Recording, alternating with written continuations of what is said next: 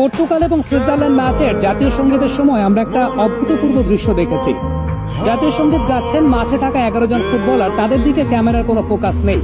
ক্যামেরার ফোকাসটা ডাগ আউটের দিকে, কারণ সেই জায়গায় জাতীয় সঙ্গীত গাচ্ছিলেন CR7 ক্রিস্টিয়ানো রোনালদো। এই নামটা একটা আবেগের নাম। এই নামটা বিশ্ব ফুটবলে একটা অন্যরকম এক্স ফ্যাক্টরের জায়গা। দুইটা প্রজন্মকে ফুটবলকে ভালোবাসতে শিখিয়েছেন। CR7 বিশ্ব ফুটবলকে অনেক কিছু দিয়েছেন, পর্তুগালের ফুটবলকে আরো অনেক বেশি কিছু দিয়েছেন। এখন ফুটবলের পালা তাকে সেই জায়গাটা ফিরিয়ে দেয়া। আমরা দেখেছি যখন 73 মিনিটে রোনালদো রিপ্লেস করে নামছিলেন মাঠে, সেই সময়টাতে কি পরিমাণ চিয়ার আপ ছিলেন দর্শকরা। পেপে তার ক্যাপ্টেন্সির আর্মব্যান্ডটা রোনালদোর কাছে তুলে দিয়েছেন।